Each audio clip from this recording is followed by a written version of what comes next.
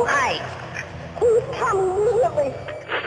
L'homme le plus recherché de France s'appelle Xavier Dupont de Ligonnès. Une infime goutte de sang de Maëlys, une preuve ADN imparable. Ouais, le tueur en série Michel Fournira est mort hier dans un hôpital parisien.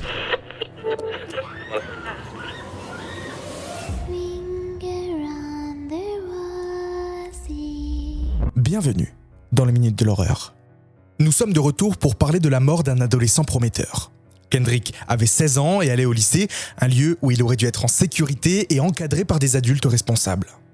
Malheureusement, ce qui lui est arrivé nous amène à penser le contraire. Comment un adolescent a pu trouver la mort dans l'enceinte de son lycée ? Est-ce que le racisme systémique que subissent les Afro-Américains est responsable de la non-résolution de cette affaire ? Et la famille de Kendrick n'est-elle pas allée trop loin dans la recherche de la vérité ? Vous allez voir que dans cette affaire, les questions sont nombreuses, mais parce que les incohérences le sont encore plus. Aujourd'hui dans les Minutes de l'Horreur, zoom sur la mort mystérieuse de Kendrick Johnson.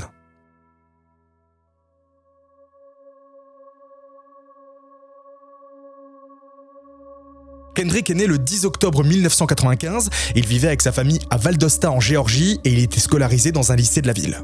Il excellait en sport, notamment en basketball et en football américain. Il avait le même rêve que de nombreux adolescents, devenir un joueur professionnel. Sa famille et ses amis le décrivent comme un garçon gentil et calme.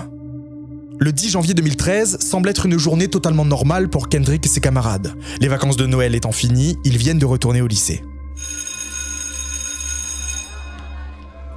Après la journée de cours, la mère de Kendrick, Jackie, a commencé à s'inquiéter en ne voyant pas son fils rentrer. Elle s'est d'abord dit qu'il était peut-être avec des amis et s'est souvenue qu'il l'avait prévenu qu'il irait voir un match de basketball après les cours. Mais quand à 23h, elle n'a toujours pas reçu de nouvelles, son inquiétude ne fait que grandir. Elle prend son téléphone et appelle à de nombreuses reprises. Sans réponse. Jackie décide alors de prendre sa voiture et d'aller près de l'école, voir si elle peut le trouver, mais il faisait très sombre et elle ne voit personne aux alentours du lycée. Finalement, elle décide d'alerter la police de la disparition de son fils. Le lendemain matin, elle se rend à nouveau au lycée. Elle se dit que c'est un adolescent et qu'il a peut-être dormi chez un ami sans la prévenir. Mais Kendrick n'est pas présent pour son premier cours de la journée. Et sa mère apprend qu'il était aussi absent aux 2 derniers de la veille. En pleine conversation avec un responsable de l'école, le téléphone sonne. Et Jackie a un mauvais pressentiment. Kendrick a été retrouvé mort dans son lycée.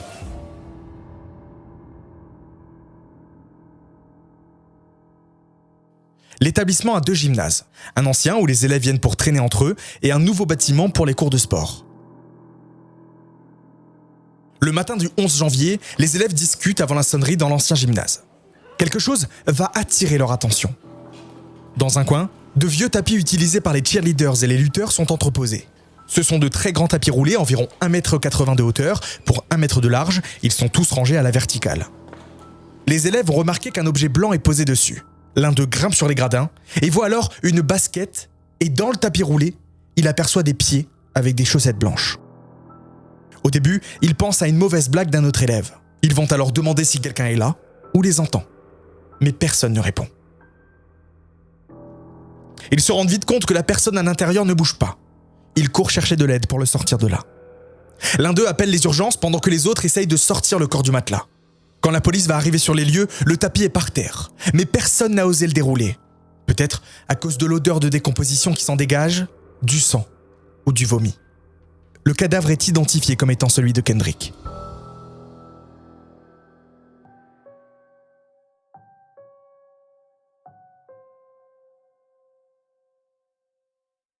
La police pense immédiatement qu'en essayant de récupérer ses chaussures de sport qui étaient tombées au fond, Kendrick est simplement resté coincé. Dans le lycée, de nombreux élèves ne voulaient pas ou ne pouvaient pas payer pour avoir un casier. Ils laissaient donc leurs affaires dans les tapis de gym. Un autre élève a affirmé que Kendrick et lui partageaient une paire de baskets Adidas blanches et qu'après chaque cours de sport, il la laissait là, sur les tapis du vieux gymnase. Kendrick serait donc mort par asphyxie posturale. C'est une forme d'asphyxie qui apparaît quand une personne est dans une position qui l'empêche de respirer. Elle peut être donc mortelle si la bouche et le nez sont bloqués ou quand la poitrine ne peut pas se dilater. Il y a peu d'études sur le sujet et cela reste une cause de mort assez rare. Enroulé, le matelas laissait un trou d'un diamètre de 35 cm. Mais la largeur des épaules de Kendrick est de 50 cm. A-t-il pu se retrouver dans cette position tout seul ? Il est possible que le jeune homme se soit contorsionné pour récupérer ses chaussures, mais cette théorie reste bancale. Kendrick mesurait 1,78 m. Il a peut-être donc essayé de se baisser en se tenant d'une main au matelas, mais en voulant sortir, il s'est rendu compte qu'il n'avait pas de place pour plier son bras et est donc resté coincé. Il y avait du sang à l'intérieur du tapis et au sol, probablement dû à la décomposition du corps ou à sa position. Il a dû couler du visage de Kendrick qui était bloqué, la tête en bas. Mais on a retrouvé posée sur son corps, à l'extérieur du tapis, une de ses baskets. Bloquée dans cette position, comment a-t-elle pu se retrouver ici ? Un autre élément qui peut sembler banal aussi, c'est que les chaussettes de Kendrick étaient mal mises. Un autre mystère difficilement explicable est celui de l'autre chaussure que Kendrick aurait essayé d'attraper.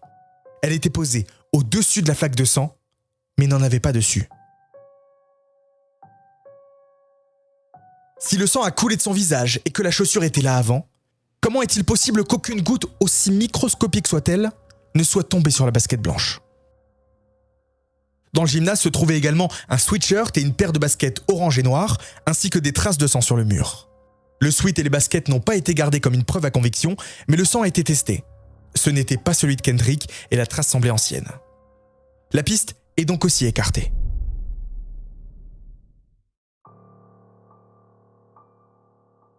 La police a logiquement demandé l'accès aux images de caméras de surveillance du lycée pour essayer de retracer la journée de Kendrick et voir à quel moment il est allé chercher les chaussures dans l'ancien gymnase.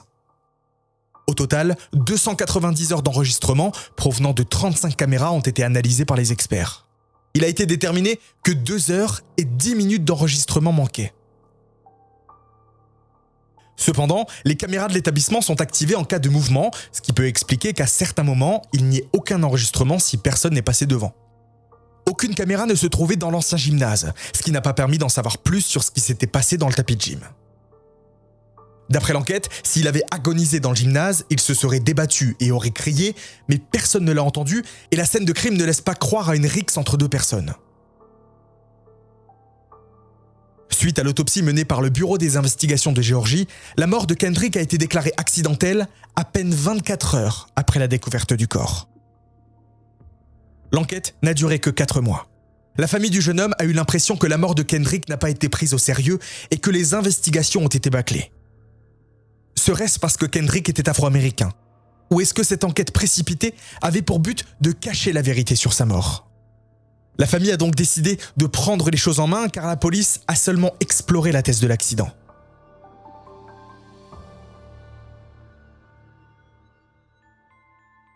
Il y a tant d'incohérences, d'erreurs et de questions auxquelles la police n'a pas su répondre. Par exemple, la chaussure sous Kendrick qui est restée blanche alors que le sang n'arrêtait pas de couler de son visage. Certaines théories disent que Kendrick aurait été tué, puis enroulé dans le tapis de gym et que son agresseur l'aurait ensuite remis à la verticale sur ses chaussures.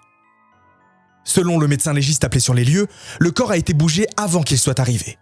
Mais ce n'est pas le seul problème, puisqu'il a été appelé 6 heures après la découverte du corps. En Géorgie, il est stipulé par la loi que le légiste soit contacté immédiatement. Malheureusement, cet État est connu pour son racisme.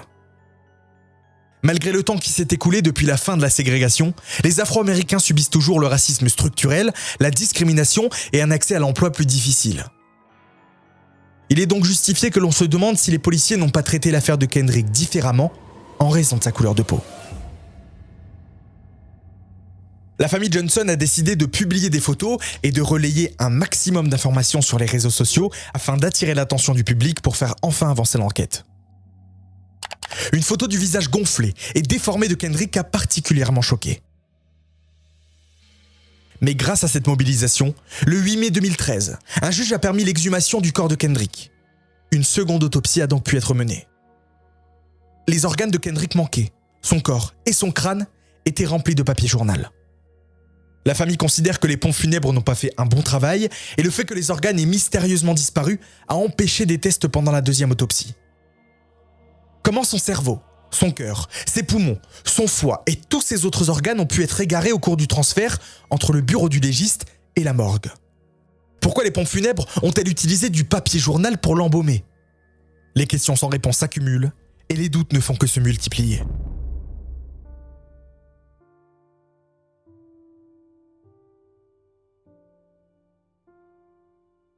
Le second légiste a remarqué que Kendrick a souffert d'une hémorragie au cou, ce qui coïncide avec un coup. Ainsi, il ne pense pas que sa mort soit accidentelle. La famille a donc essayé de réouvrir l'enquête, mais le procureur a refusé.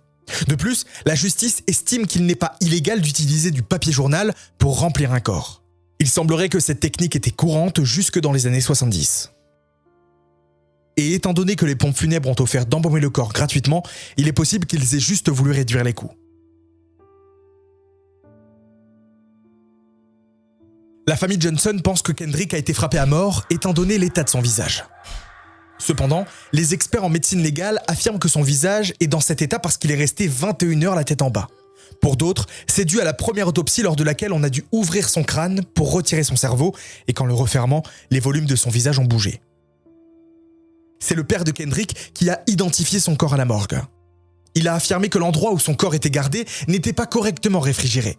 Ce que le funérarium dément puisqu'il y a un système d'alarme qui permet d'indiquer quand la température est trop haute.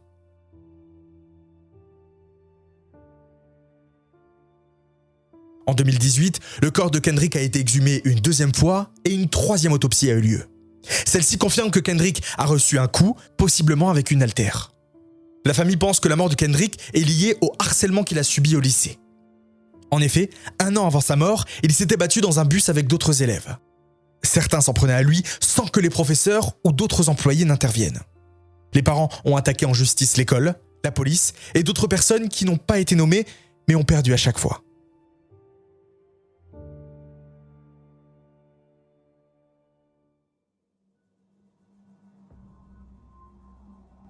Le magazine Ebony a publié en 2014 une série d'articles sur la mort de Kendrick Johnson dans lequel 2 étudiants sont nommés en tant que potentiels suspects. Ce sont 2 frères dont le père est un agent du FBI, Brian et Brandon Bell. La famille Johnson croit en cette hypothèse et n'a pas hésité une seule seconde à les nommer sur les réseaux sociaux en tant que coupables. Les raisons pour lesquelles ils sont suspectés diffèrent d'une source à l'autre. Certains disent que Brian Bell avait eu une altercation avec Kendrick. Mais des proches ont expliqué qu'ils étaient amis et qu'après cette dispute, ils se sont réconciliés et ont même travaillé ensemble sur un devoir de science. Au moment de la mort de Kendrick, Brian a été vu à l'autre bout du lycée et Brandon était parti à un tournoi de lutte dans une autre ville. La famille Bell a fini par attaquer le magazine en justice pour les préjudices causés à leur fils. Des personnes soutenant les Johnson ont appelé l'université dans laquelle Brian avait été accepté avec une bourse, ce qui lui a empêché d'y aller. Encore aujourd'hui, les frères Bell se font discrets. Ils ont subi énormément de haine, même si aucune preuve matérielle ne les relie à la mort de Kendrick. La famille Johnson dit également que le fils ou le petit-fils du shérif responsable de l'enquête est impliqué dans la mort de Kendrick. Or, le shérif n'a aucun fils ou petit-fils qui ait fréquenté le lycée. En 2021, une fausse confession a été faite par une personne prétendant avoir été au lycée avec Kendrick Johnson.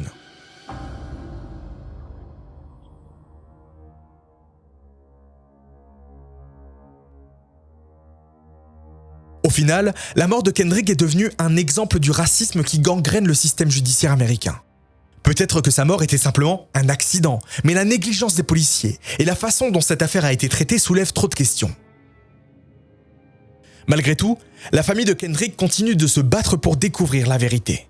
Elle constitue un modèle de persévérance, mais ne va-t-elle pas trop loin pour arriver à ses fins ? En 2021, l'enquête a été réouverte et le dossier examiné par un nouveau détective. Il ne reste qu'à espérer qu'en voyant l'enquête sous un nouvel angle, on puisse enfin connaître le fin mot de cette histoire.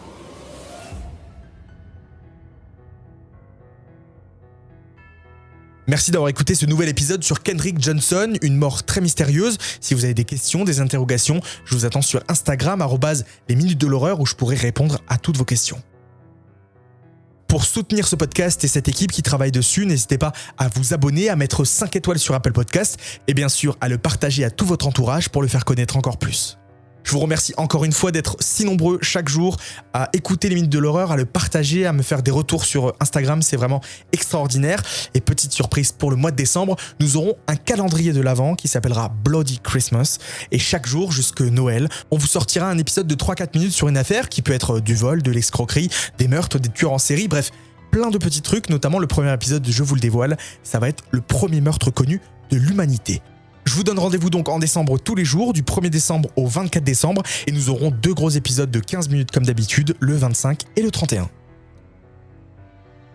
En attendant, si vous voulez nous suivre sur les réseaux sociaux, comme d'habitude, c'est @les minutes de l'horreur sur Instagram, @lucas_foy sur TikTok pour voir toutes les vidéos. Et je remercie encore Alexane qui m'a aidé à écrire ce podcast.